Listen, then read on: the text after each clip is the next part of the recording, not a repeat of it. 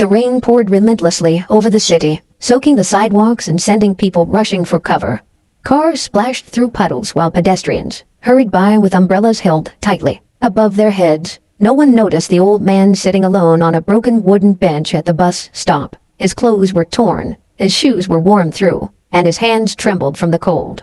In front of him sat a faded cardboard sign with only 3 words, "Need food, please." Hundreds of people walked past without making eye contact. Some pretended not to see him, others looked away. A few whispered cruel remarks before disappearing into the crowd. The old man lowered his head. He had grown used to being invisible. Then someone stopped. It wasn't a wealthy businessman. It wasn't a politician or a celebrity. It was a young delivery rider named Daniel. 26 years old, Daniel barely earned enough to pay his rent.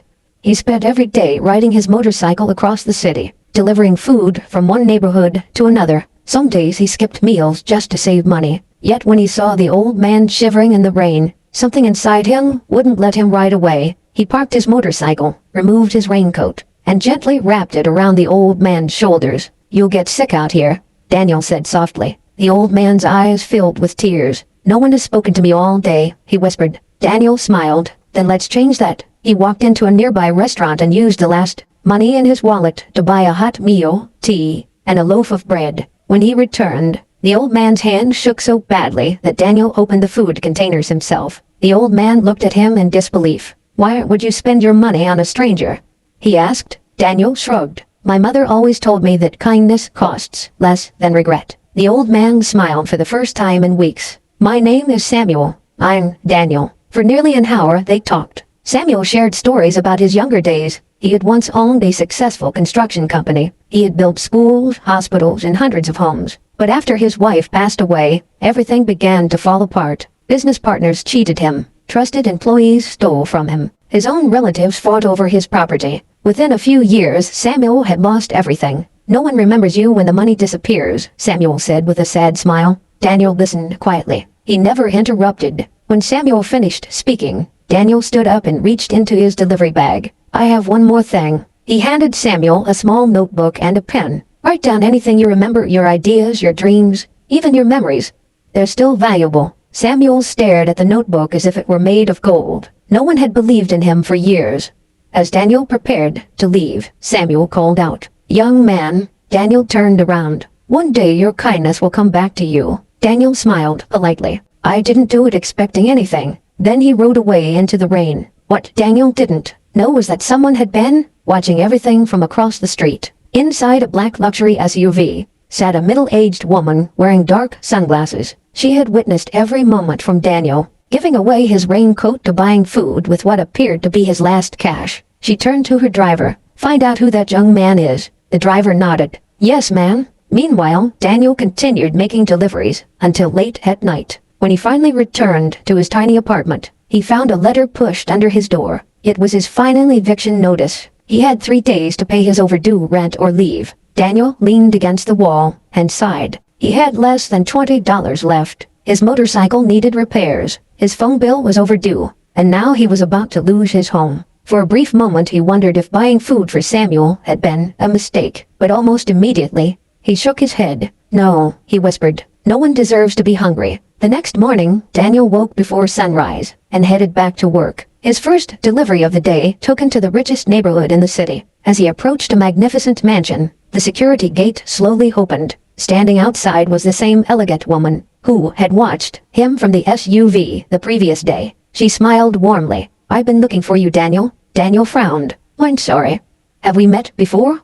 She nodded. "Not exactly." She paused before continuing. "But I saw what you did yesterday." Daniel looked confused. "It was only a meal." The woman smiled. "Sometimes one meal can change a life." She stepped aside and gestured toward the mansion. "Please come inside." Daniel had no idea that stepping through those gates was about to change his life forever.